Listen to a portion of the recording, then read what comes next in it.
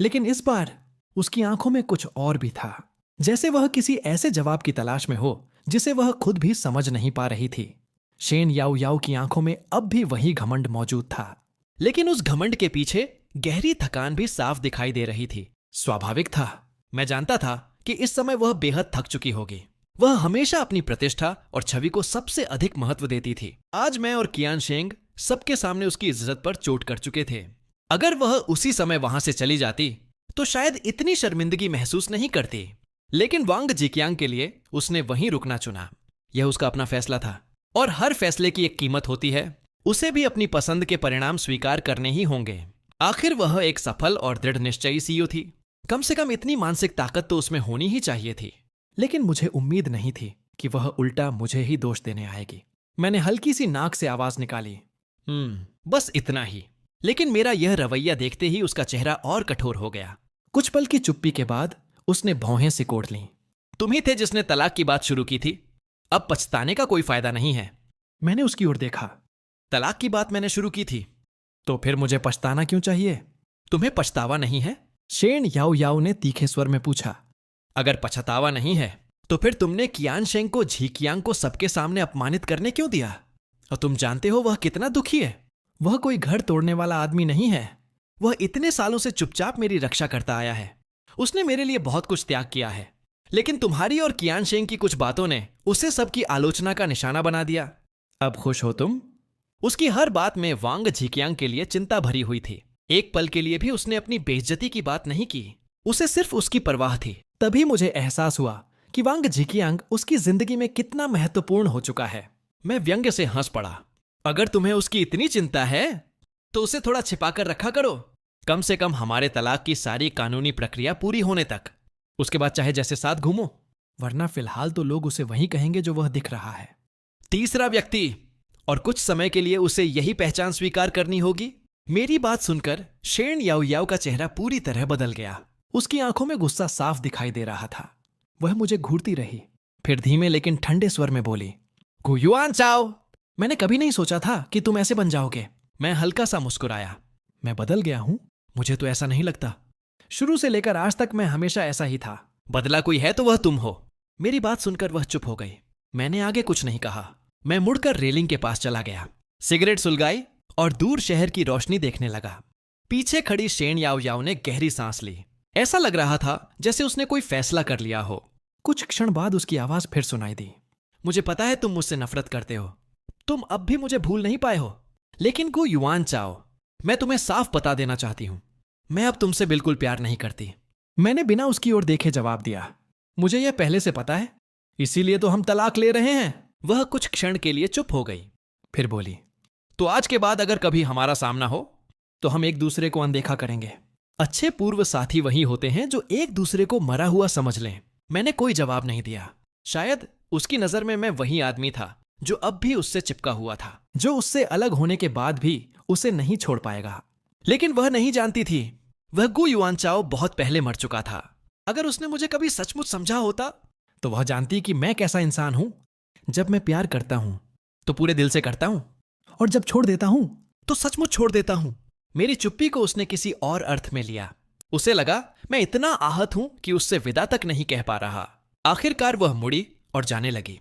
लेकिन जाते जाते उसने आखिरी बार पीछे मुड़कर कहा, गुयुआन चाओ, भविष्य में चाहे कुछ भी हो जाए, मैं तुम्हें फिर कभी नहीं चुनूंगी। उसकी आवाज रात की हवा में धीरे धीरे खो गई। मैं रेलिंग के पास खड़ा रहा। सिगरेट की आखिरी चिंगारी बुझने लगी और मैं शांत आंखों से शेन याओ याओ की दूर जाती हुई परछाई को देखता रहा, मानो मेरे जीवन का एक पूरा अध्याय उसी के साथ धीरे धीरे अंधेरे में खो रहा हो। मुझे उसकी बात सुनकर केवल हंसी आई। क्या मैं सचमुच ऐसा इंसान लगता था जो किसी के पीछे पड़ा रहे, जो किसी के जाने के बाद भी उसे पकड़कर रखने की कोशिश करे? शेन याओ याओ के जाने के कुछ ही क्षण बाद कियान शेंग मेरे पास आ गया। उसने आते ही सिर हिलाया और कहा, तुम भी कमाल के आदमी हो। शेन याओ याओ ने तुम्हारी इतनी बेइज्जती की, इतना कुछ कहा, और फिर भी तुमने सब सह लिया। मैंने शांत स्वर में जवाब दिया, अब इन बातों का कोई मतलब नहीं है। फिर मैंने उसकी ओर देखा। जो काम करना था हो गया। कियान शेंग ने सिर हिलाया। हो गया। इसके बाद हम दोनों वहां से निकल गए। लेकिन उस रात रियूनियन खत्म होने के बाद एक नया तमाशा शुरू हो गया। मैंने सोशल मीडिया पर वांग जिकियांग और शेन याओयाओ की पोस्ट देखी और उन पोस्टों का निशाना साफ तौर पर मैं था। सबसे पहले वांग जिकियांग ने पोस्ट डाली। उसने लिखा, सीनियर सिस्टर और मैं सच्चा प्यार करते हैं। कुछ लोगों ने अतीत में चालाकियां करके सीनियर सिस्टर से शादी कर ली थी। अब जब वह आखिरकार उस इंसान से अलग हो चुकी हैं, तो मैं उन्हें कभी नहीं छोड़ूंगा। उस पोस्ट के साथ जो तस्वीर लगाई गई थी वह और भी ज्यादा बेहुदा थी। फोटो में वांग जिकियांग शेन याओयाओ को अपनी बाहों में लेकर उसे चूम रहा था और थोड़ी दूरी पर मेरी पीठ दिखाई दे रही थी। संकेत इतना स्पष्ट था कि किसी व्याख्या की जरूरत ही नहीं थी। मानो पूरी दुनिया को बताया जा रहा हो कि मैं हार चुका हूं और वह जीत गया है। उसके तुरंत बाद शेन याओयाओ ने भी पोस्ट कर दी। उसमें लिखा था, गु युआन चाओ और मैं अब अलग हो चुके हैं। तलाक की पहल उसी ने की थी। मुझे लगता है कि अब मैं आखिरकार अपनी नई जिंदगी शुरू कर सकती हूं। वांग जिकियांग कोई तीसरा व्यक्ति नहीं है। जिसे प्यार नहीं मिलता, असली बाहरी वही होता है। और उसने भी वही तस्वीर लगा दी। दोनों की बेशर्मी देखकर मैं कुछ पल तक स्क्रीन को घूरता रह गया। मुझे समझ ही नहीं आया कि मैं इतने सालों तक इन दोनों को पहचान क्यों नहीं पाया। क्या वे हमेशा से ऐसे थे, या फिर मैंने ही अपनी आंखों पर प्यार की पट्टी बांध रखी थी। कई ऐसे लोग जिन्हें पूरी सच्चाई नहीं मालूम थी, नीचे उन्हें बधाइयां दे रहे थे। कुछ लोग उन्हें सच्चे प्रेमी बता रहे थे, कुछ उनके उज्जवल भविष्य की कामना कर रहे थे। यहां तक कि कई ऐसे लोग भी थे जो मुझे जानते तक नहीं थे, लेकिन फिर भी मुझे गालियां दे रहे थे। बाद में जो कुछ हुआ उसकी जानकारी मुझे कियान शेंग से मिली। मेरा यह सीनियर भाई कभी कभी आज भी किसी शरारती बच्चे जैसा व्यवहार करता था। उसने हंसते हुए कहा, गु युआन चाओ, मुझे नहीं पता था कि तुम्हारी लोकप्रियता इतनी खराब है। तुम्हें कोसने वालों की संख्या तो काफी ज्यादा निकली। इतना कहकर उसने स्क्रीनशॉट भी भेज दिए, सबूत सहित, तस्वीरों सहित। मैंने स्क्रीनशॉट खोले। एक एक करके वे सभी टिप्पणियां मेरी आंखों के सामने आ गईं। कुछ शब्द इतने कठोर थे कि पढ़ना भी मुश्किल लग रहा था। उनमें से कई लोग बिना सच्चाई जाने मुझे दोषी ठहरा रहे थे। मैं चाहकर भी उन शब्दों को अनदेखा नहीं कर सकता था। कुछ देर तक स्क्रीन को देखता रहा। फिर मैंने कियान शेंग को कोई जवाब नहीं दिया। इसके बजाय मैंने खुद सोशल मीडिया पर एक स्पष्टीकरण पोस्ट किया। वह कोई भावनात्मक लेख नहीं था, न ही किसी पर आरोप लगाने की कोशिश। मैंने केवल तथ्यों की एक पूरी श्रृंखला सामने रख दी। मैंने बताया कि शेन याओयाओ ने किस तरह पहले मेरा पीछा किया था। फिर मैंने विस्तार से लिखा कि कैसे गु परिवार ने शेन परिवार की कठिन घड़ियों में मदद की, कैसे हमने अपनी संपत्ति और संसाधन उनके लिए लगा दिए। फिर मैंने उन घटनाओं का भी जिक्र किया जब शेन याओयाओ मेरे प्रति अत्यधिक सफाई प्रिय होने का दिखावा करती थी। वह मेरे इस्तेमाल किए हुए कप को छूना तक पसंद नहीं करती थी, लेकिन वही इंसान वांग जिकियांग के साथ एक ही पानी की बोतल से पानी पी सकती थी। मैंने कोई निष्कर्ष नहीं लिखा, मैंने सिर्फ सच सामने रख दिया। बाकी फैसला लोगों पर छोड़ दिया। और सच कहूं तो इतना ही काफी था। सच्चाई खुद बोल रही थी। पोस्ट डालने के कुछ ही समय बाद शेन याओयाओ का फोन आ गया। जैसे ही मैंने कॉल उठाई, उसकी नाराज आवाज सुनाई दी, गु युआन चाओ, क्या यह सब करना वाकई जरूरी था? क्या तुम्हें लगता है कि ऐसा करने से मुझे तलाक पर पछतावा होगा? उसकी बात सुनकर मैं कुछ क्षण के लिए सचमुच उलझ गया। क्या वह सच में ऐसा सोच रही थी? क्या उसे लगा कि मैं यह सब उसे वापस पाने के लिए कर रहा हूं? यह विचार इतना अजीब था कि मेरे मुंह से अनायास हंसी निकल गई, लेकिन मेरी हंसी ने उसे और अधिक क्रोधित कर दिया। उसने तीखे स्वर में कहा, तुम हंस किस बात पर रहे हो? अपने बारे में ज्यादा मत सोचो। मेरा दिल सिर्फ वांग जिकियांग का है, इसलिए ऐसी बचकानी हरकतें करके मेरा ध्यान वापस पाने की कोशिश मत करो। यह सब बेकार है। फिर उसने बिना झिझक आगे कहा, जैसा कि मैंने पहले कहा था, मैंने तुम्हें सिर्फ इसलिए पसंद किया था क्योंकि तुम मेरे लिए उपयोगी थे। उसकी बात सुनकर मैंने शांत स्वर में उत्तर दिया, धन्यवाद। कम से कम अब तुमने इस बात की पुष्टि तो कर दी। फोन के दूसरी तरफ कुछ क्षणों की चुप्पी छा गई। फिर मैंने कहा, अगर और कोई बात नहीं है तो मैं फोन रख रहा हूं। उसी पल मुझे एहसास हुआ कि शेन याओयाओ के साथ इस तरह की बेकार बातचीत जारी रखना वास्तव में समय की बर्बादी थी। मुझे अचानक एहसास हुआ कि शेन याओयाओ के साथ इस तरह की बातचीत जारी रखना वास्तव में बिल्कुल निरर्थक था। अब हमारे बीच कहने के लिए कुछ बचा ही नहीं था। उस घटना के बाद वांग जिकियांग और शेन याओयाओ पहले से भी ज्यादा बेखौफ हो गए। जिस दिन हमें आधिकारिक तौर पर तलाक का प्रमाण पत्र मिला, उस दिन वांग जिकियांग भी साथ आया था। ऐसा लग रहा था मानो वह पूरी दुनिया को साबित करना चाहता हो कि उनका रिश्ता ही सच्चा प्यार है।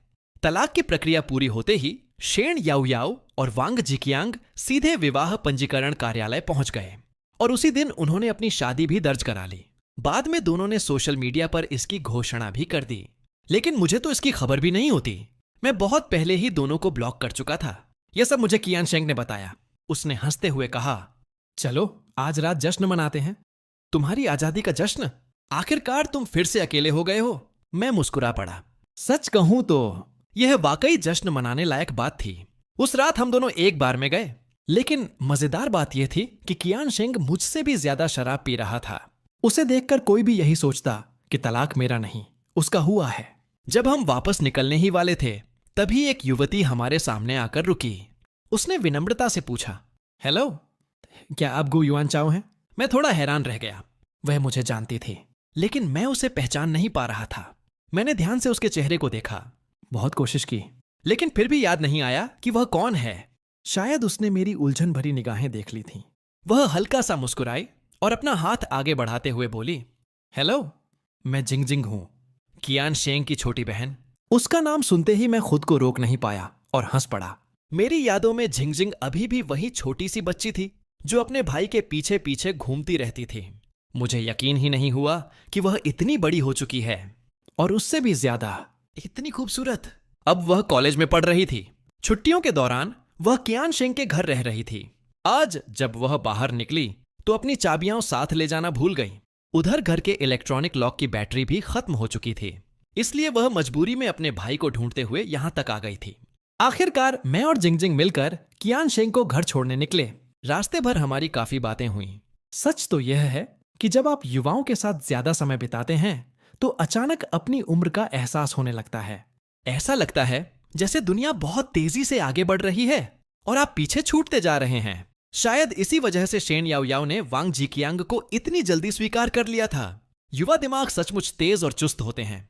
लेकिन जिंगजिंग की बात ही कुछ और थी। उसकी सोच असाधारण रूप से लचीली और स्पष्ट थी। यहां तक कि एक वित्तीय समस्या ऐसी थी जिसे मैं और कियान शेंग कई दिनों से सुलझा नहीं पा रहे थे। लेकिन जिंगजिंग ने बस एक वाक्य कहा और पूरी समस्या जैसे साफ हो गई। उसने सहजता से कहा, क्या अभी की आर्थिक स्थिति सचमुच इतनी जटिल है? वैसे भी अधिकांश क्षेत्रों की हालत अच्छी नहीं है। अगर किसी के आंकड़े बढ़ा चढ़ाकर दिखाए गए हैं तो यहां मौजूद समझदार लोग उसे एक नजर में पहचान लेंगे। उसकी बात सुनते ही मेरे दिमाग में जैसे बिजली कौंध गई।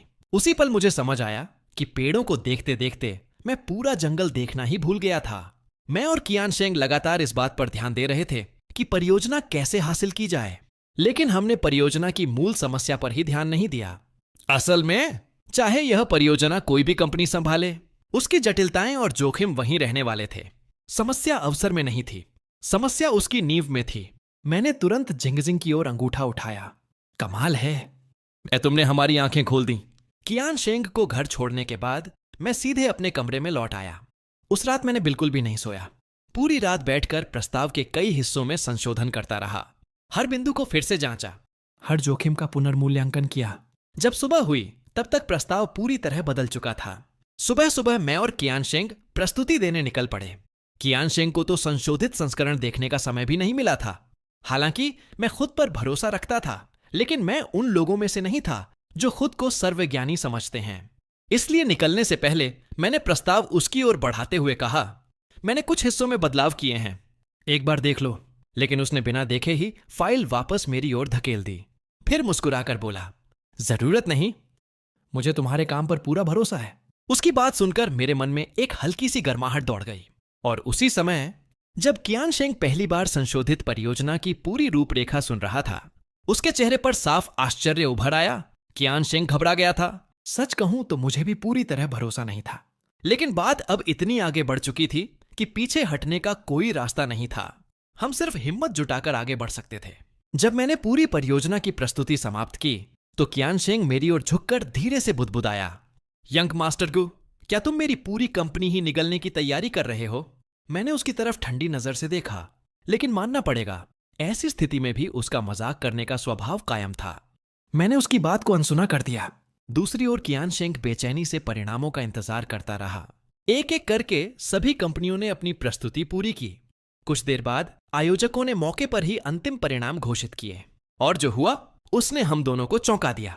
हमारी कंपनी जीत गई थी, परियोजना हमें मिल गई थी। कुछ क्षणों तक तो हम दोनों को यकीन ही नहीं हुआ। फिर अचानक कियान शेंग उछल पड़ा और मुझे कसकर गले लगा लिया। कमाल कर दिया गु युआन चाओ, तुम तो सचमुच जीनियस हो।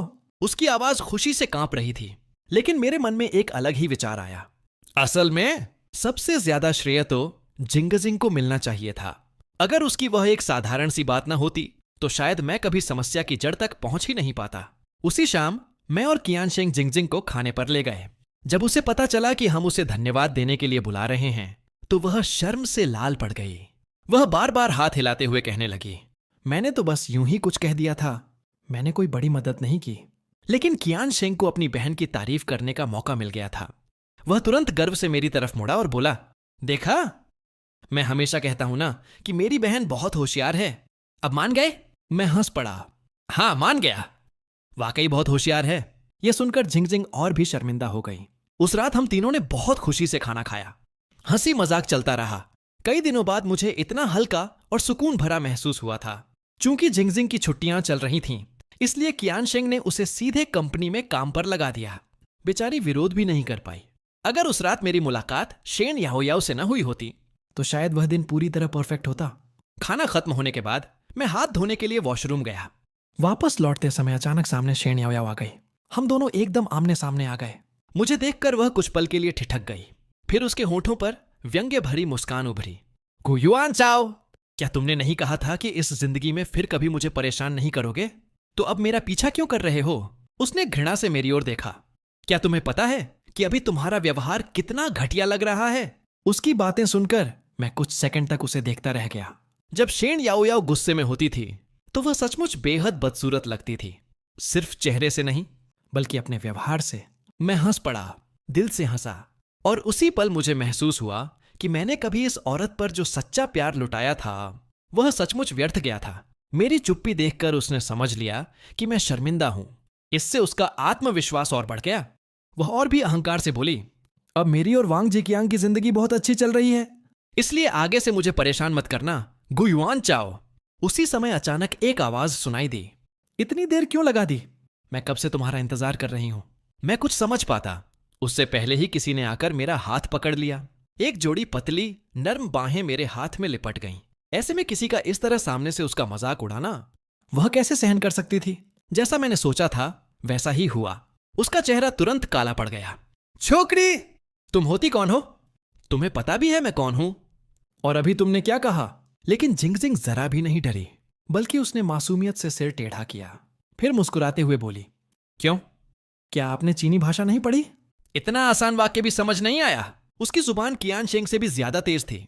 और शायद इसी वजह से जब हम काफी देर तक वापस नहीं लौटे तो कियानशेंग भी हमें ढूंढते हुए उधर आ पहुंचा। काफी देर तक हमारे वापस न लौटने पर कियानशेंग को चिंता होने लगी। आखिरकार वह हमें ढूंढते हुए बाहर आ गया और जैसे ही वह वहां पहुंचा उसकी नजर शेन याओयाओ पर पड़ गई। स्वाभाविक रूप से वह मेरे और शेन याओयाओ के अतीत के बारे में सब कुछ जानता था। लेकिन एक बात उसकी समझ से बाहर थी। उसकी छोटी बहन जिंगजिंग आखिर मेरे साथ इतनी घुली मिली क्यों दिखाई दे रही थी? कियानशेंग ने भौहें उठाई। जिंगजिंग, तुम यहां क्या कर रही हो? फिर उसकी नजर शेन याओयाओ पर गई। शेन याओयाओ ने औपचारिक मुस्कान के साथ कहा, प्रेसिडेंट कियान, बहुत समय बाद मुलाकात हुई। कियानशेंग की शेन याओयाओ के प्रति कभी अच्छी राय नहीं रही थी, लेकिन शेन याओयाओ शायद यह समझ नहीं पाई। उसने बस हल्की मुस्कान बनाए रखी। कियानशेंग ने संक्षिप्त सा सिर हिलाया। प्रेसिडेंट शेन, काफी समय हो गया। उसके बाद उसने शेन याओयाओ से कोई और बात नहीं की, सीधे मेरी और जिंगजिंग की तरफ देखा। इतनी देर क्यों लगा दी तुम दोनों ने? शेन याओयाओ ने यह सब साफ देखा। वह समझ गई कि हम तीनों के बीच का रिश्ता कितना सहज और करीबी था। उसका चेहरा और अधिक कठोर हो गया। कुछ देर तक वह चुप रही। फिर अचानक उसने कियानशेंग की ओर देखा। सीनियर, मुझे मत बताइए कि आपने सचमुच गुयुआन चाओ को अपनी कंपनी में शामिल कर लिया है। कियानशेंग की आंखें सिकुड़ गईं, लेकिन शेन याओयाओ रुकी नहीं। वह आगे बोली, आपको पता है ना, इतने वर्षों से गुयुआन चाओ घर पर सिर्फ खाना बनाता रहा है। सीनियर, मैंने सुना है कि आपकी कंपनी को हाल ही में बहुत बड़ा प्रोजेक्ट मिला है। ऐसे समय में उसे कंपनी में शामिल करना, क्या आपको डर नहीं लगता कि वह आपकी पूरी परियोजना बर्बाद कर देगा? उसकी आवाज में उपहास साफ झलक रहा था। फिर उसने मेरी ओर देखा। अब वाला गुयुआन चाओ कॉलेज वाला गुयुआन चाओ नहीं रहा। तो आखिरकार उसने यह बात कह ही दी। वह मेरे कॉलेज के दिनों की उपलब्धियों को झुठला नहीं सकती थी, इसलिए उसने वर्तमान मुझे छोटा साबित करने का रास्ता चुना। असल में बात सिर्फ इतनी थी कि अब वह मुझे तुच्छ समझने लगी थी। मैं हंस पड़ा। कियान शेंग का चेहरा भी तुरंत ठंडा हो गया। उसने सीधे शेन याओ याओ की ओर देखा। शेन याओ याओ, मैं तुम्हें सम्मान देकर प्रेसिडेंट शेन कहता हूं, लेकिन इसका मतलब यह नहीं कि तुम जो चाहो कह सकती हो। क्या तुम्हें सचमुच लगता है कि इन वर्षों में तुम्हारी सारी सफलताएं केवल तुम्हारी अपनी मेहनत का परिणाम है? मैं तुम्हें एक बात बताता हूं। लेकिन इससे पहले कि वह आगे बोलता, मैंने उसे रोक दिया। सीनियर, चलें? कियान शेंग मेरी तरफ देखने लगा। मैं जानता था कि वह क्या कहना चाहता था। वह शेन याओ याओ को सच्चाई बताना चाहता था। वह बताना चाहता था कि मैंने कितनी बार पर्दे के पीछे रहकर उसकी मदद की थी, लेकिन अब उसका कोई अर्थ नहीं था। जो रिश्ता खत्म हो चुका था उसे अतीत में ही रहने देना बेहतर था। कुछ बातें हवा की तरह होती हैं, गुजर जाने के बाद उन्हें पकड़ने की कोशिश नहीं करनी चाहिए। कियान शेंग ने एक बार फिर शेन याओ याओ की ओर देखा, फिर उसने कुछ नहीं कहा। चलो, हम तीनों वहां से निकल गए। कार तक पहुंचने के बाद झिंगजिंग ने अचानक कियान शेंग की तरफ अंगूठा उठाया। भैया, आप कमाल हो। कियान शेंग हंस पड़ा। तुम्हें नहीं पता, मुझे तो कॉलेज के समय से ही शेन याओ याओ पसंद नहीं थी। मुझे हमेशा लगता था कि उसके इरादे साफ नहीं हैं। वह गु युआनचाओ के साथ किसी न किसी स्वार्थ के कारण थी। झिंगजिंग ने तुरंत सहमति में सिर हिलाया। दोनों भाई बहन बातें करते रहे। ऐसा लग रहा था मानो वे पूरी तरह भूल गए हों कि मैं भी उनके पास खड़ा हूं। मैं बस चुपचाप उनकी बातें सुनता रहा। उन्हें मेरी तरफदारी करते हुए सुनकर मेरे दिल में अचानक गर्माहट फैल गई। कम से कम इस दुनिया में अभी भी कुछ लोग ऐसे थे जो मुझ पर विश्वास करते थे, जो मुझे समझते थे। सच तो यह था कि मैं शेन याओ याओ को बहुत पहले पीछे छोड़ चुका था। एक आदमी को हमेशा अतीत से चिपके नहीं रहना चाहिए। लेकिन तभी कियान शेंग की नजर अचानक झिंगजिंग पर गई।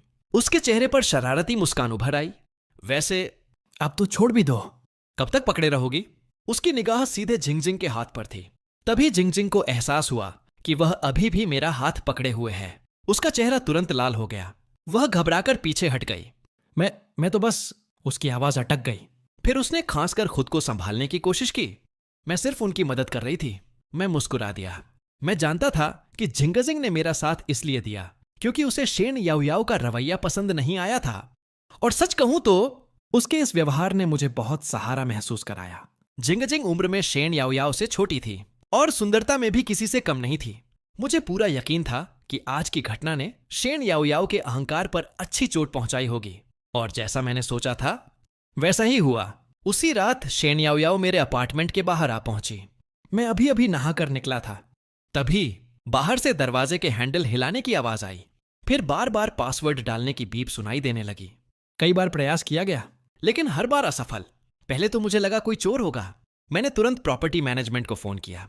कुछ ही देर बाद उन्होंने मुझे सुरक्षा कैमरे की फुटेज भेजी। लेकिन जैसे ही मैंने स्क्रीन पर नजर डाली, मैं पूरी तरह स्तब्ध रह गया, क्योंकि दरवाजे के बाहर खड़ी शख्सियत कोई और नहीं, शेन याओ याओ थी। सुरक्षा कैमरे की फुटेज देखते ही मैं अपनी हंसी नहीं रोक पाया। दरवाजे के बाहर खड़ी कोई और नहीं बल्कि शेन याओ याओ थी। मैंने गहरी सांस ली और जाकर दरवाजा खोल दिया। शायद उसे बिल्कुल उम्मीद नहीं थी कि मैं अचानक दरवाजा खोल दूंगा। दरवाजा खुलते ही उसका संतुलन बिगड़ गया और वह लगभग गिर ही पड़ी। मैंने एक कदम पीछे हटते हुए हाथ में पकड़ी हुई चीज से दरवाजे के बीच हल्का सा अवरोध बना दिया। स्पष्ट था कि मैं उसे अंदर आने का निमंत्रण नहीं दे रहा था। मेरे इस जानबूझकर बनाए गए फासले को देखकर शेन याओ याओ हंस पड़ी, लेकिन उसकी हंसी में व्यंग्य भरा हुआ था। गु युआनचाओ, हमारे तलाक को कितना समय हुआ है और तुम्हें पहले ही कोई नई लड़की मिल गई? उसकी आंखों में तिरस्कार भर गया। तुम सचमुच घिनौने हो।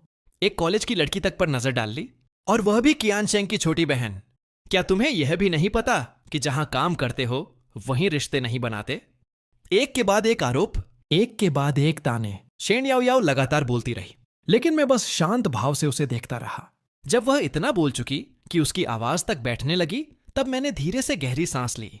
फिर शांत स्वर में पूछा, शेन याओ याओ, क्या वांग जीकियांग को पता है कि तुम मुझसे मिलने आई हो? उसका चेहरा तुरंत बदल गया। तुम क्या कहना चाहते हो? मैं हल्का सा मुस्कुराया, फिर अपने हाथ में पकड़ा फोन उसके सामने लहराया। फोन की स्क्रीन पर वही नंबर खुला हुआ था जिसे मैं डायल करने वाला था। वांग जीकियांग का नंबर। उसे देखते ही शेन याओ याओ की आंखों में घबराहट चमक उठी। गु युआनचाओ, तुम क्या करने की कोशिश कर रहे हो? मैंने उसकी आंखों में देखते हुए कहा, अगर तुम्हारी याददाश्त कमजोर नहीं हुई है तो तुम्हें याद होगा कि हमारा तलाक हो चुका है, और शादी के दौरान बेवफाई करने वाली भी तुम ही थी। मैंने अभी तक तुम्हारे लिए कोई परेशानी खड़ी नहीं की। यह पहले ही तुम्हारे लिए बहुत बड़ी रियायत है। अब मैं किसके साथ रहूं या किससे मिलूं, इसका तुमसे कोई संबंध नहीं है। इसीलिए मेरी सहनशीलता की परीक्षा मत लो। पहले जब भी मैं शेन याओयाओ के सामने होता था, मैं हमेशा उसकी भावनाओं को प्राथमिकता देता था, उसकी हर बात मान लेता था। यह पहली बार था जब उसने मुझे इस तरह अपने लिए कठोर होते देखा। कुछ क्षणों तक वह स्तब्ध खड़ी रही, मानो उसे समझ ही नहीं आ रहा था कि प्रतिक्रिया कैसे दे। लेकिन मेरा चेहरा पूरी तरह गंभीर था। काफी देर बाद उसने धीमे स्वर में पूछा, गु युआन चाओ, क्या तुम सचमुच मेरे साथ ऐसा व्यवहार करोगे? मैंने भौहें सिकोड़ लीं। शेन याओयाओ, आखिर तुम चाहती क्या हो? मैं सचमुच समझ नहीं पा रहा था। एक तरफ वह मुझे नापसंद करती थी, दूसरी तरफ बार बार मेरे पास चली आती थी। क्या तलाक के बाद उसे अचानक एहसास हुआ था कि कुछ गलत है? नहीं, मैं शेन याओयाओ को अच्छी तरह जानता था। उसके हर कदम के पीछे कोई ना कोई कारण जरूर होता था। यह सोचकर मैं और सतर्क हो गया। शेन याओयाओ ने नजरें झुका लीं, फिर धीमे स्वर में बोली, जिकियांग बहुत अच्छा इंसान है, वह मेरा बहुत ख्याल रखता है। मैं तुम्हारे साथ आगे नहीं बढ़ सकती। मैं सिर्फ जिकियांग को चुन सकती हूं, मैंने ठंडे स्वर में पूछा। तो? उसने होंठ भींच ली।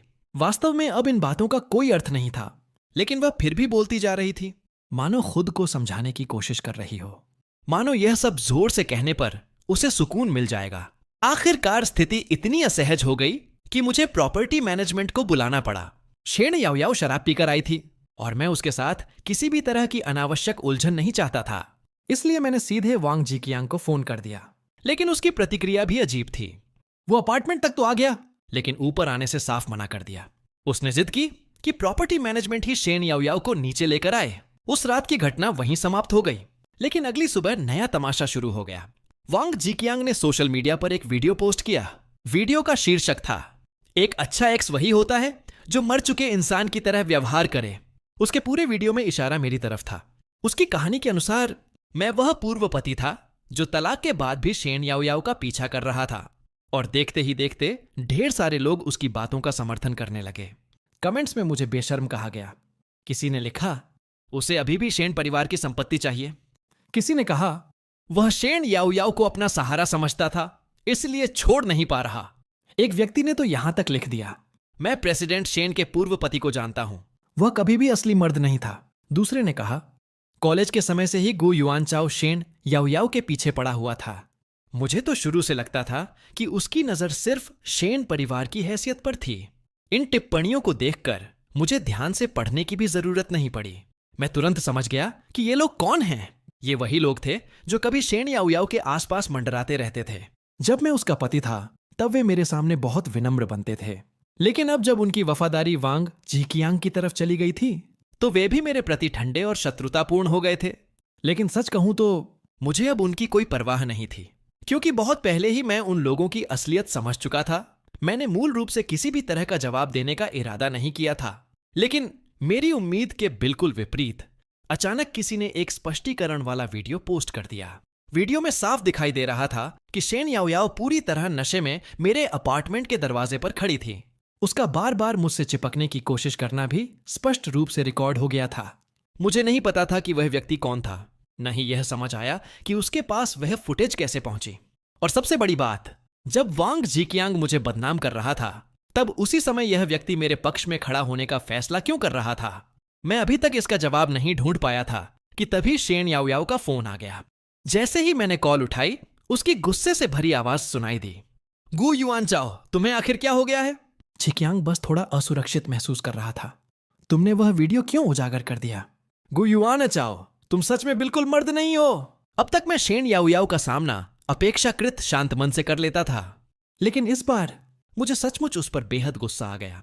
वांग जिकियांग ने सच को झूठ और झूठ को सच बनाकर पेश किया, और जब मैं अपनी सफाई दूं तो गलती मेरी हो गई।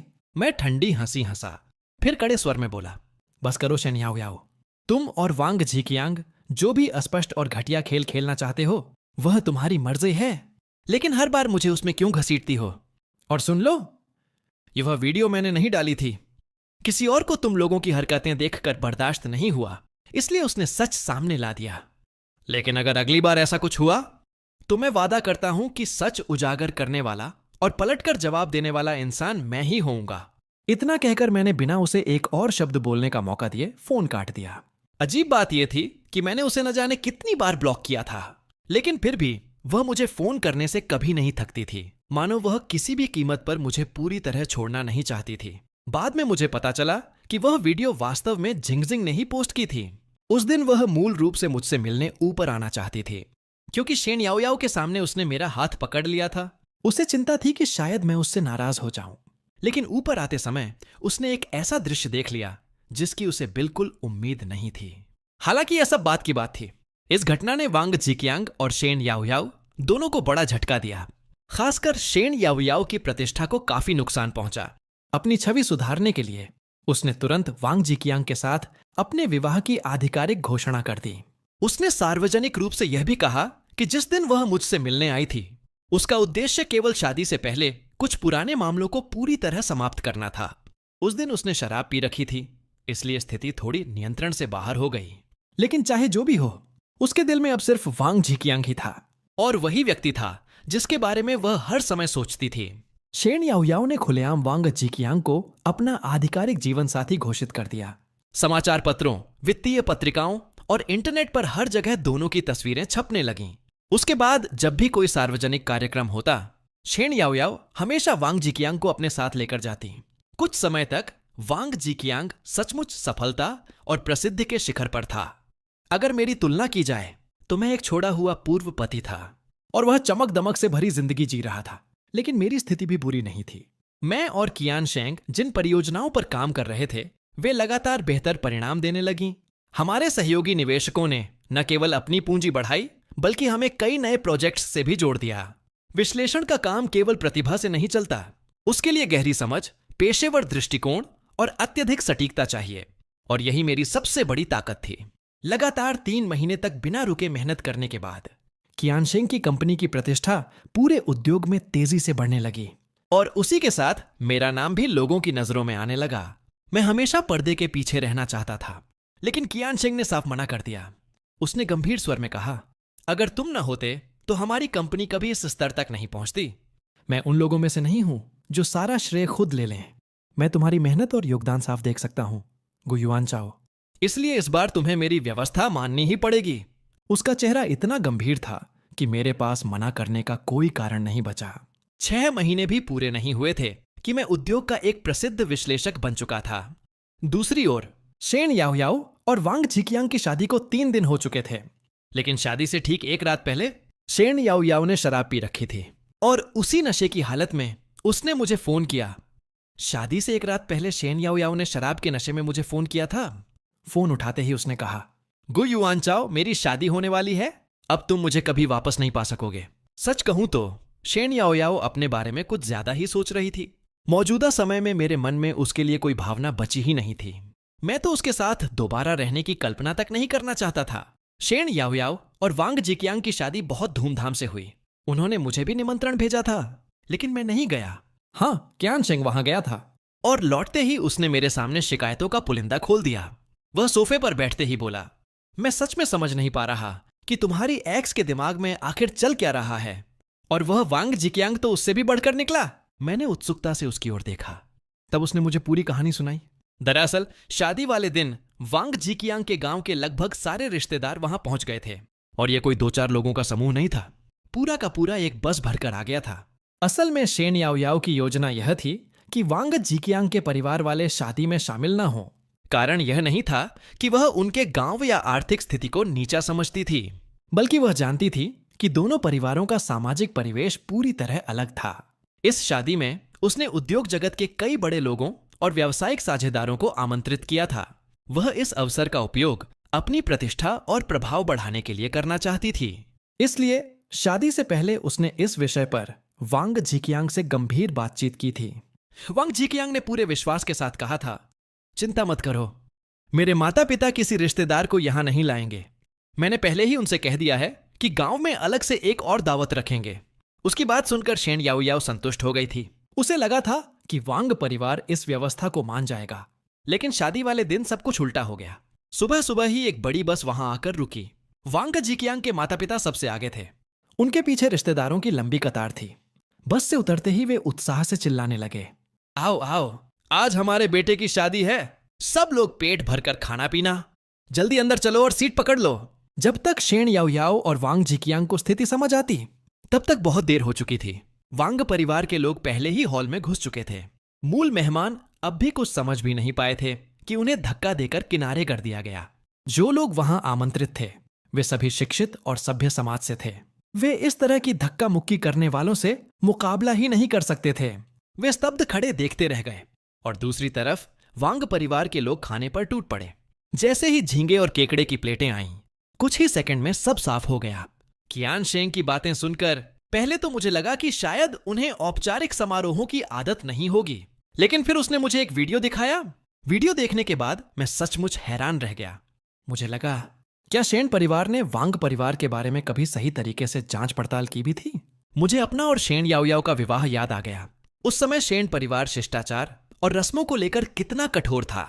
उनकी मांगों का कोई अंत नहीं था। पूरी शादी उनकी इच्छा के अनुसार आयोजित की गई थी। मेरे माता पिता स्वयं सम्मानित और प्रभावशाली लोग थे, फिर भी उन्हें अपनी राय रखने का मौका तक नहीं मिला था। यहां तक कि दुल्हन के गुलदस्ते का डिजाइन भी शेन याओयाओ ने खुद तय किया था। और आज वांग परिवार ने शादी को मेले में बदल दिया था। मैं सोच भी नहीं सकता था कि उस समय शेन याओयाओ के मन में कितना गुस्सा रहा होगा। वीडियो में वांग परिवार के कई लोग ऐसे व्यवहार कर रहे थे मानो वर्षों से उन्होंने ढंग का भोजन न देखा हो। कुछ लोग सीधे हाथों से प्लेटों में टूट पड़े। कुछ ने तो खाना शुरू होने से पहले ही बचा हुआ भोजन पैक करना शुरू कर दिया। पूरा विवाह समारोह कुछ ही मिनटों में अराजकता में बदल गया। शादी की दावत औपचारिक रूप से शुरू भी नहीं हुई थी और माहौल पहले ही बिखर चुका था। इसके बाद कियान शेंग ने मुझे एक और वीडियो दिखाया। इस वीडियो में शेन याओयाओ का चेहरा गुस्से से लाल था। वह सीधे वांग जिकियांग से सवाल कर रही थी, क्या तुमने यह सब जानबूझकर किया है? क्या तुमने अपने परिवार को यहां लाकर मुझे अपमानित करने की योजना बनाई थी? वांग जिकियांग मासूम चेहरा बनाकर खड़ा था, मानो उसे कुछ भी समझ न आया हो। लेकिन उस समय शेन याओयाओ इतनी क्रोधित थी कि वह उसकी कोई सफाई सुनने के मूड में ही नहीं थी। शेन याओयाओ गुस्से से वांग जिकियांग को डांट रही थी, लेकिन किसी ने भी यह उम्मीद नहीं की थी कि तभी वांग जिकियांग की मां अचानक आगे बढ़ेगी और शेन याओयाओ के चेहरे पर एक जोरदार थप्पड़ जड़ देगी। छटाक! पूरे हॉल में सन्नाटा छा गया। मां वांग ने उंगली उठाकर शेन याओयाओ की ओर इशारा किया और चीखते हुए बोली, बेशर्म औरत, तू मेरे बेटे को दोष दे रही है? मैं तुझे साफ साफ बता देती हूं, यह तेरी किस्मत है कि मेरा बेटा तुझसे शादी करने को तैयार हुआ। अगर तेरे शेन परिवार के पास पैसा ना होता तो मेरा बेटा तुझ पर दूसरी नजर भी न डालता। हर एक शब्द शेन याओयाओ की इज्जत को तार तार कर रहा था। उसका आधा चेहरा लाल होकर सूज गया था। वह स्तब्ध खड़ी रही। फिर धीरे धीरे उसकी नजर वांग जिकियांग पर गई। उसकी आंखों में अविश्वास भरा हुआ था। तुम बस खड़े होकर देखते रहे कि तुम्हारी मां मुझे मार रही है? वांग जिकियांग ने बेबस चेहरा बनाया, फिर धीरे से बोला, यूरो, अगर तुमने मुझ पर सवाल न उठाए होते तो मेरी मां नाराज नहीं होती। यह सुनकर शेन याओयाओ को अपने कानों पर यकीन नहीं हुआ। वह उसे घूरती रह गई, मानो पहली बार अपने इस नए पति को पहचानने की कोशिश कर रही हो। क्या यही वह आदमी था जिसके लिए उसने सब कुछ छोड़ दिया था? क्या यही वह आदमी था जिसके लिए उसने अपना विवाह तोड़ा था? उसकी आंखों में क्रोध और अपमान की आग भर गई। अगले ही पल छटाक! उसने पूरी ताकत से वांग जिकियांग को थप्पड़ मार दिया, फिर बिना एक शब्द कहे अपने माता पिता के साथ वहां से निकल गई। वांग जिकियांग घबराकर उसके पीछे भागा, लेकिन शेन परिवार उस दिन इतनी बुरी तरह अपमानित हुआ था कि किसी ने उसे कार में बैठने तक नहीं दिया। कियान शेंग कहानी सुनाते सुनाते सिर हिलाने लगा। सच बताओ, शेन याओयाओ आखिर सोच क्या रही थी? हर मामले में तुम वांग जिकियांग से बेहतर हो, फिर भी वह उसके पीछे इस हद तक पागल कैसे हो गई? अब देखो, उसने खुद अपनी जिंदगी का तमाशा बना लिया। कियान शेंग लगातार बोलता जा रहा था, लेकिन मैं अब आगे सुनना नहीं चाहता था। इन दिनों मैं बेहद व्यस्त था। कंपनी के काम लगातार बढ़ते जा रहे थे और जब भी थोड़ा समय मिलता मैं अपने परिवार की कंपनी के मामलों में भी हाथ बटाता।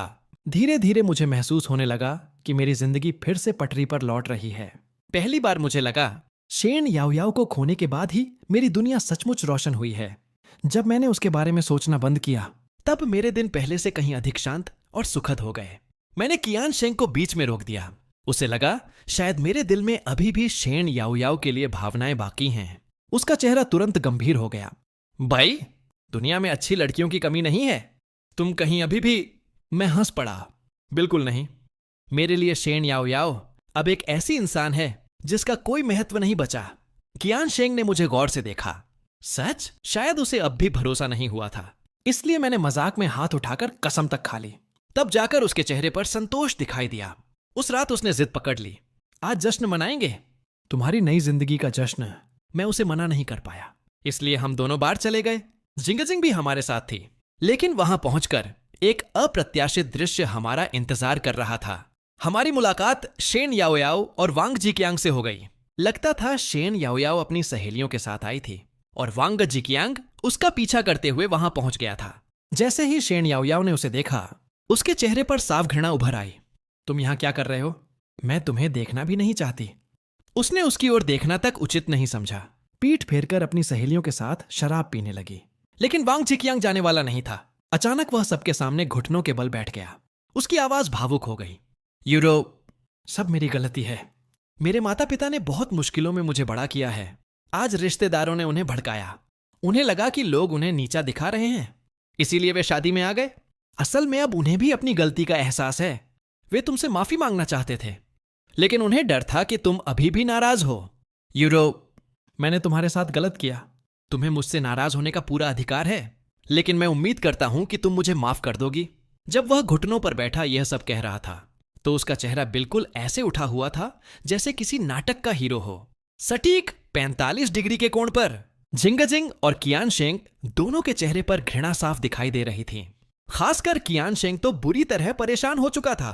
उसने पहले वांग जिकियांग को देखा, फिर मेरी तरफ मुड़ा और बेहद गंभीर स्वर में बोला, भाई, तुम सच में ऐसे आदमी से हार गए थे? उस समय तुम आखिर कर क्या रहे थे? मैं कुछ बोल पाता उससे पहले जिंगजिंग हंस पड़ी। भैया, यह गु युआन चाओ की गलती नहीं है। भाई, गु युआन चाओ कभी इस तरह की नकली हरकतें नहीं कर सकते। यह पहली बार नहीं था जब जिंगजिंग ने मेरा पक्ष लिया हो। लेकिन कियान शेंग ने उसकी बात सुनने से साफ इनकार कर दिया। वह अभी भी सिर पकड़कर बैठा था। हम तीनों चुपचाप शराब पीते रहे और सामने चल रहे इस तमाशे को देखते रहे। लेकिन जिसने हमें सबसे ज्यादा हैरान किया वह शेन याओयाओ थी। इतनी बड़ी बेइज्जती झेलने के बाद भी उसने आखिरकार वांग जिकियांग को माफ कर दिया। इतना ही नहीं, दोनों कुछ ही देर बाद सबके सामने एक दूसरे को गले लगाकर भावुक होने लगे और फिर वे इतने जोश में एक दूसरे को चूमने लगे कि वहां मौजूद लोग भी असहज हो गए। उन्हें देखकर मैं भी अपनी नजरें हटाने पर मजबूर हो गया। अब मेरे अंदर इतना भी धैर्य नहीं बचा था कि वहां और रुककर यह सब देखता। इसलिए मैंने कोई बहाना बनाया और वहां से निकल आया। जब जिनशेंग मेरे पीछे आया, तभी उसकी मुलाकात एक ग्राहक से हो गई, इसलिए वह बार में ही रुक गया। आखिर में सिर्फ मैं और जिनजिंग ही साथ बाहर निकले। भाई युआन शाओ, आप ठीक तो हैं? जिनजिंग की आंखों में मेरी चिंता साफ दिखाई दे रही थी। मैंने हल्के से सिर हिलाकर उसे आश्वस्त किया। यह देखकर उसके चेहरे का तनाव कुछ कम हुआ। हम दोनों कुछ देर तक चुपचाप सड़क पर चलते रहे। लेकिन जैसे ही मैं अपनी कार के पास पहुंचा और उसे लेकर जाने वाला था, मेरी नजर शेन यूरू और वांग जिचियांग पर पड़ी, जो मेरी कार के पास खड़े थे। शेन यूरू नशे में लग रही थी। वह मेरी कार पर मुक्के और लातें बरसा रही थी। हरामी कमीने! यह दृश्य देखकर मेरे होंठों पर अनायास मुस्कान आ गई। मैंने तुरंत अपना फोन निकाला और वीडियो रिकॉर्ड करना शुरू कर दिया। फिर सीधे शेन यूरू की ओर बढ़ गया। प्रेसिडेंट शेन, क्या अब आप मेरे नुकसान की भरपाई करने वाली हैं? मुझे देखकर वह स्पष्ट रूप से चौंक गई। कुछ पल के लिए उसके चेहरे पर जड़ता छा गई, लेकिन वह जल्दी ही संभल गई। इस कबाड़ कार की कीमत ही कितनी होगी? लग रहा था कि शेन यूरू सचमुच बुरी तरह नशे में थी। असल में यह एक लिमिटेड एडिशन कार थी। पूरी दुनिया में इसकी केवल 5 गाड़ियां मौजूद थीं। शेन यूरू इतनी अमीर थी कि इसकी कीमत चुका सकती थी। लेकिन अगर सचमुच उसे यह रकम देनी पड़ती तो मुझे पूरा यकीन था कि वह इतनी आसानी से मानने वाली नहीं थी। और हुआ भी वही। जब मैंने उसे कार की वास्तविक कीमत बताई तो वह बेकाबू होकर जोर जोर से हंसने लगी। उसकी आंखों में मेरे लिए केवल तिरस्कार था। गु युआन शाओ, तुम सोचते हो कि तुम लाखों की कार खरीद सकते हो? मैंने ठंडी निगाहों से उसकी ओर देखा। नशे में धुत शेन यूरू अब ठीक से खड़ी भी नहीं हो पा रही थी। वांग जिचियांग उसे संभाले हुए था ताकि वह जमीन पर न गिर जाए। लेकिन इस समय वांग जिचियांग की नजरें भी मेरे प्रति बिल्कुल मित्रवत नहीं थीं। सीनियर भाई गु युआन शाओ, आप सच में इस तरह पैसे कमाने की कोशिश तो नहीं कर रहे हैं? मैं पैसे कमाने की कोशिश कर रहा हूं या नहीं, ये बात तुम दोनों मुझसे बेहतर जानते हो। मैंने वांग जिचियांग को पूरी तरह नजरअंदाज कर दिया। फिर मैंने सीधे वकील का नोटिस भेज दिया, जिसमें शेन यूरू द्वारा मेरी कार को नुकसान पहुंचाने वाला वीडियो भी शामिल था। अगली ही सुबह पूरा इंटरनेट मेरे नाम से गूंज उठा। कारण था वांग जिचियांग द्वारा पोस्ट किया गया एक वीडियो। उस वीडियो में उसने दावा किया कि मैं शेन यूरू का पूर्व पति होने के कारण उसे खुश नहीं देख पा रहा था, इसलिए मैंने जानबूझकर लोगों को पैसे देकर उनकी शादी बर्बाद करने की साजिश रची। उसके अनुसार शादी वाले दिन वांग परिवार के नाम पर जो लोग बेहिसाब खाना पीना कर रहे थे वे उसके असली रिश्तेदार नहीं थे, बल्कि मेरे द्वारा भेजे गए लोग थे। उसने यह भी कहा कि बाद में मैंने ही शेन यूरू की शादी को तमाशा बना दिया और उसी रात लग्जरी कार को नुकसान पहुंचाने वाली घटना भी खुद रची। वीडियो में वह कह रहा था, दोस्तों, मेरी सीनियर बहन और मैं सचमुच एक दूसरे से प्यार करते हैं। सीनियर बहन और गु युआन शाओ के बीच बहुत पहले ही भावनाएं खत्म हो चुकी थीं और तलाक की पहल भी गु युआन शाओ ने ही की थी। मुझे समझ नहीं आता कि वह अब इतना हंगामा क्यों कर रहा है। वीडियो में वांग झीचांगरू तो नहीं रहा था, लेकिन उसकी शक्ल इतनी दुखी और बेबस दिखाई दे रही थी कि लोगों की सहानुभूति आसानी से उसकी ओर चली जाए। जैसे ही वीडियो अपलोड हुआ, मैं एक बार फिर पूरे इंटरनेट के निशाने पर आ गया, लेकिन मुझे तनिक भी शर्म या घबराहट महसूस नहीं हुई। मैंने तुरंत शेन यूरू को फोन किया। कुछ ही देर में उसने कॉल उठा ली। तो आखिरकार तुम्हें डर लग ही गया? गु युआन शाओ, अगर तुम सार्वजनिक रूप से मुझसे माफी मांग लो तो शायद मैं जजियांग से सफाई वाला वीडियो पोस्ट करने के लिए कह दूं। कॉल जुड़ते ही शेन यूरू की घमंड से भरी आवाज सुनाई दी। उसकी बात सुनकर मैं हंसे बिना नहीं रह सका। यह औरत अब सचमुच बेशर्मी की सारी सीमाएं पार कर चुकी थी। मेरी हंसी सुनते ही शेन यूरू भड़क उठी। वह फोन पर मुझ पर चीखने चिल्लाने लगी, लेकिन इस बार मैंने भी उसे कोई सम्मान नहीं दिया। शेन यूरू, हमारी पिछली शादी की खातिर मैं तुम्हें आखिरी मौका दे रहा हूं।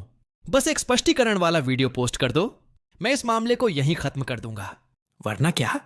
तुम्हें लगता है कि गु परिवार अब भी तुमसे मुकाबला कर सकता है? शेन यूरू ने तिरस्कार से नाक सिकोड़ते हुए कहा। मैं मुस्कुराया और बिना कुछ कहे फोन काट दिया। अगले 1 घंटे में मैंने अपने माता पिता से संपर्क किया और गु परिवार की असली आर्थिक ताकत को सार्वजनिक करने की व्यवस्था की। साथ ही मैंने अपने पिता से घोषणा करवाई कि हम वेस्ट सिटी प्रोजेक्ट की बोली में भाग लेने वाले हैं। शेन परिवार इस परियोजना को बेहद महत्वपूर्ण मानता था। वे अपने व्यवसाय को फिर से ऊंचाइयों पर ले जाने की उम्मीद इसी प्रोजेक्ट से लगाए बैठे थे। इसके बाद मैंने लोगों को वांग झीचियांग के गांव भेजा और उसके अतीत की जांच करवाकर वह सारे सबूत इकट्ठे कर लिए जिनकी मुझे जरूरत थी। तभी मैंने अपना जवाबी वीडियो तैयार करना शुरू किया।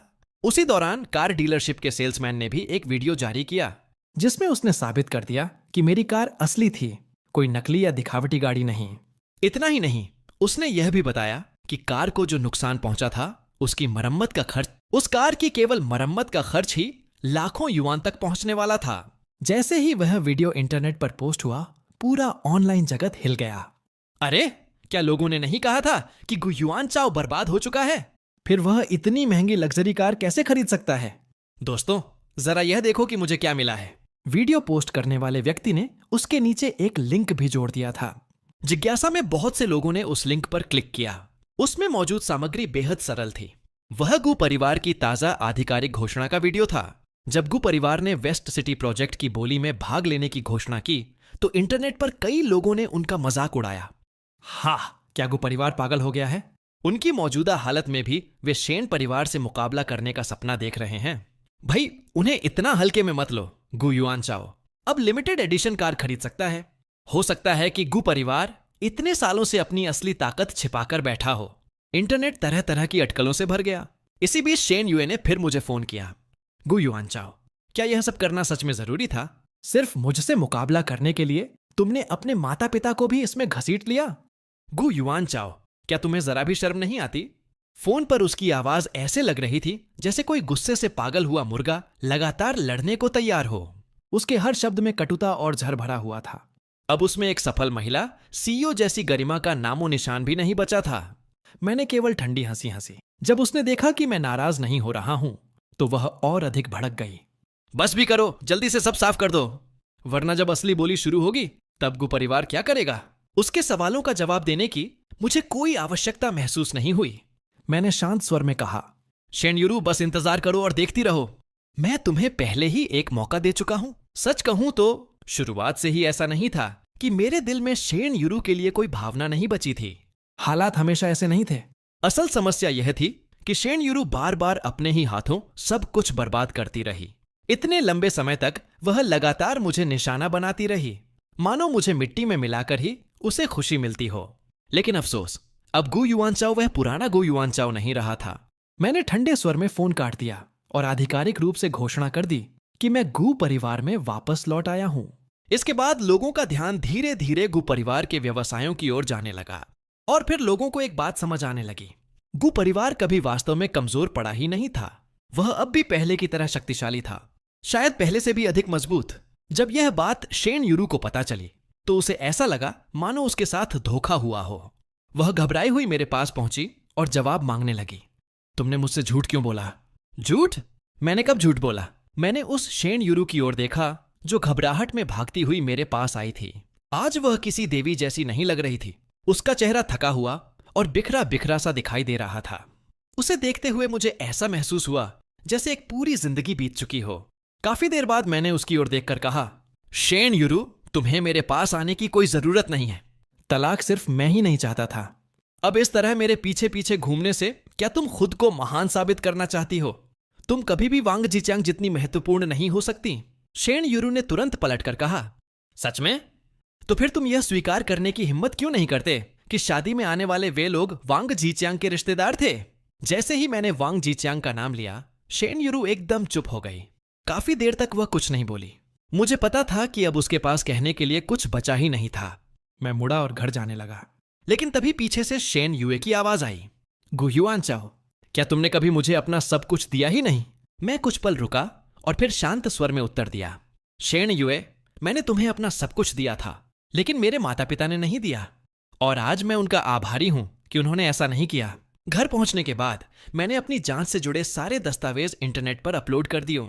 जिन रिश्तेदारों को वांग जीचांग अपना मानने से इनकार कर रहा था, वे सभी अपने अपने परिवार, रजिस्ट्रेशन दस्तावेज और उससे संबंध साबित करने वाले प्रमाण लेकर सामने आ गए।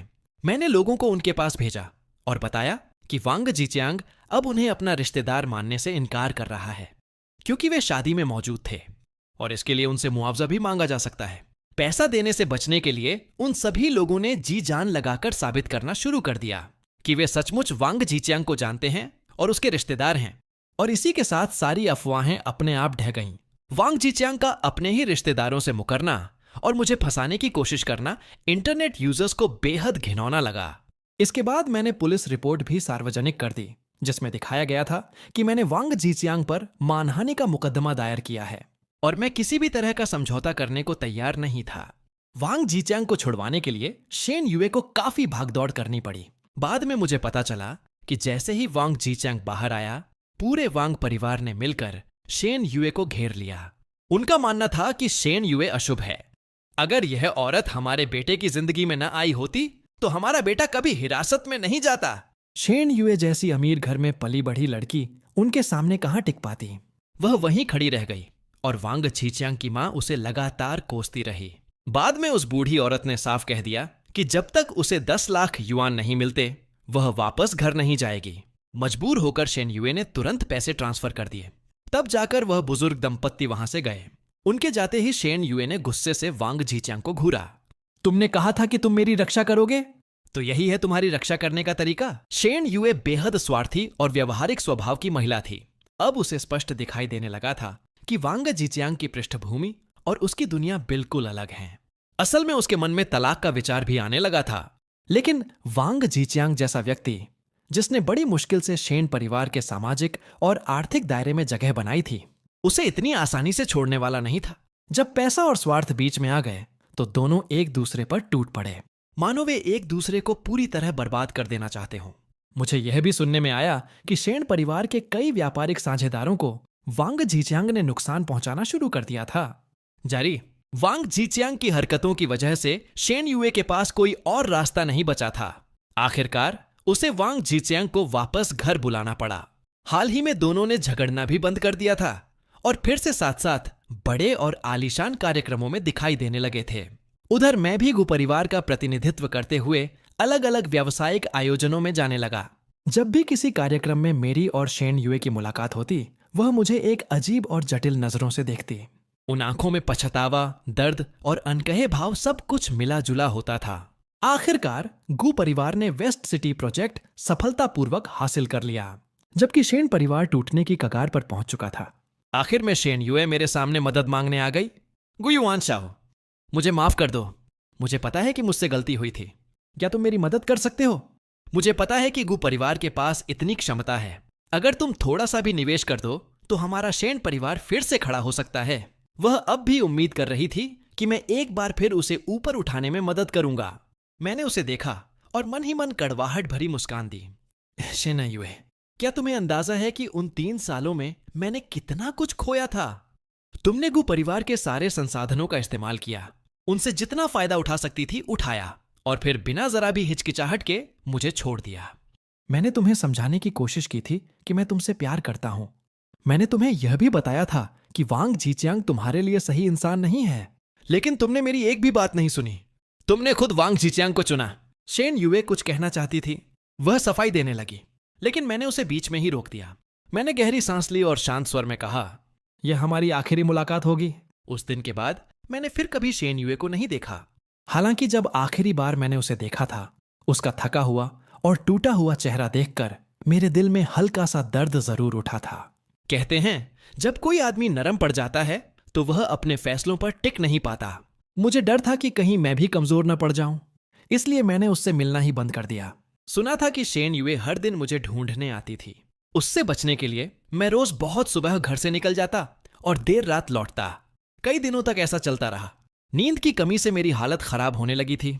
ऐसे ही एक दिन जिनजिंग मुझसे मिलने आई। भाई युआनशाओ, मेरे भाई ने बताया कि आपने उनकी बहुत मदद की है। जब आप जिनशेंग की कंपनी में काम कर रहे थे तब आपने कंपनी के लिए बहुत बड़ा योगदान दिया था। जिनजिंग लगातार बोलती जा रही थी, लेकिन मुझे महसूस हो रहा था कि वह किसी बात की भूमिका बांध रही है। मैंने खांसते हुए कहा, जो कहना चाहती हो सीधे कहो। मेरी बात सुनकर जिनजिंग ने सिर खुजलाया और शर्माते हुए मुस्कुरा दी। भाई युआनशाओ, नीचे चलिए। नीचे? मैंने हैरानी से फिर समय देखा, फिर तुरंत मना कर दिया। नहीं, मैं नीचे नहीं जा रहा। इस समय नीचे कौन हो सकता है, यह मुझे अच्छी तरह पता था। शेन युए। लेकिन जिनजिंग ने मेरी बात नहीं मानी। वह लगभग मुझे खींचते हुए नीचे ले गई। सच कहूं तो जिनजिंग बहुत ही सौम्य और प्यारी लड़की थी। मैं उसके अनुरोध को कभी ठीक से ठुकरा नहीं पाता था। जब हम नीचे पहुंचे तो शेन युए तुरंत मेरी ओर दौड़ आई। युआनशाओ, आखिर तुम नीचे आ ही गए। तुम्हें पता है मैं कितनी देर से तुम्हारा इंतजार कर रही हूं। युआनशाओ, मैंने तुम्हें बहुत याद किया। मेरे सामने खड़ी शेन युए के गाल धंस चुके थे। उसका चेहरा बेहद थका हुआ और मुरझाया हुआ लग रहा था। मैंने उसे काफी देर तक देखा, इतनी देर कि मुझे यकीन ही नहीं हो रहा था कि यह वही शेन युए है जिसे मैं जानता था। जिनजिंग ने बताया था कि शेन युए और वांग जीचियांग का आखिरकार तलाक हो गया है, लेकिन तलाक के समय वांग जीचियांग उसकी आधे से भी ज्यादा संपत्ति ले गया था। अब शेन युए और मैं पूरी तरह अलग दुनिया के लोग बन चुके थे। उद्योग जगत में पहले ही यह अफवाह फैल चुकी थी कि शेन युए हर जगह खुद को मेरी पत्नी बताती फिर रही है। वह लोगों से कहती थी कि मैं शेन परिवार को दोबारा उठाने में मदद करूंगा, लेकिन अब उसकी बातों पर कोई विश्वास नहीं करता था। जब उसके सारे झूठ और दांवपेच असफल हो गए तो उसने कंपनी की बिल्डिंग के नीचे मेरा इंतजार करना शुरू कर दिया। इस बार जब उसने मुझे और जिनजिंग को साथ नीचे आते देखा तो वह पूरी तरह बेकाबू हो गई। उसने जिनजिंग को घूरते हुए चिल्लाकर कहा, तू छोटी रखेल, मेरे पति से चिपक कर क्यों घूम रही है? मैंने तुरंत उसे रोक दिया। बस शेन युए, क्या अब भी तुम्हें समझ नहीं आया? तुम अपनी इस हालत की खुद जिम्मेदार हो। हमारे बीच अब कुछ भी संभव नहीं है। मेरे चेहरे पर गंभीरता साफ दिखाई दे रही थी। मुझे यकीन था कि शेन युए समझ गई थी कि मैं मजाक नहीं कर रहा। उसी समय जिनजिंग ने मेरा हाथ पकड़कर अपना हाथ मेरी बांह में डाल लिया। फिर उसने शेन युए की ओर देखकर मुस्कुराते हुए कहा, मैडम, भाई युआनशाओ और मैं शादी करने वाले हैं। अगर आप यहां और तमाशा करेंगी तो सिर्फ अपनी ही बेइज्जती करवाएंगे। यह सुनते ही शेन युए की नजरें हम दोनों पर टिक गईं। हमारी नजदीकी देखकर उसके चेहरे से आखिरी उम्मीद भी गायब हो गई। आखिरकार वह मुड़ी और चुपचाप चली गई। उस दिन के बाद शेन युए फिर कभी मुझे ढूंढने नहीं आई और मुझे आखिरकार वह शांति मिल गई जिसकी मुझे लंबे समय से तलाश थी। इसके बाद लगभग हर दिन जिनशेंग मेरे पास आता और मजाक मजाक में मुझे जिनजिंग से शादी करने के लिए कहता। 3 साल बाद आखिरकार जिनजिंग और मेरी शादी हो गई। 1 साल बाद हमारे घर एक प्यारा बच्चा भी आया। बाद में मैंने सुना कि शेन युए अब अपनी बची खुची बचत के सहारे जीवन बिता रही है। व्यापार जगत में उसके पास अब कोई प्रभाव या संबंध नहीं बचे थे। जहां तक वांग जीचियांग की बात है, उसने भी बहुत पहले अपनी सारी संपत्ति उड़ा दी थी। बाद में वह कई अमीर महिलाओं के साथ संबंध बनाने लगा, लेकिन एक दिन उन महिलाओं के पतियों ने मिलकर उसकी ऐसी पिटाई की कि वह आधा मरा हुआ अस्पताल पहुंच गया। हालांकि अब इन सब बातों से मेरा कोई लेना देना नहीं था, क्योंकि मैं बहुत पहले ही अपने अतीत से आगे बढ़ चुका था। अब मैं अपनी नई जिंदगी, अपने परिवार और अपनी खुशियों के साथ संतुष्ट था। और पहली बार मुझे लगा कि मैं सचमुच जीना सीख गया हूं। समाप्त।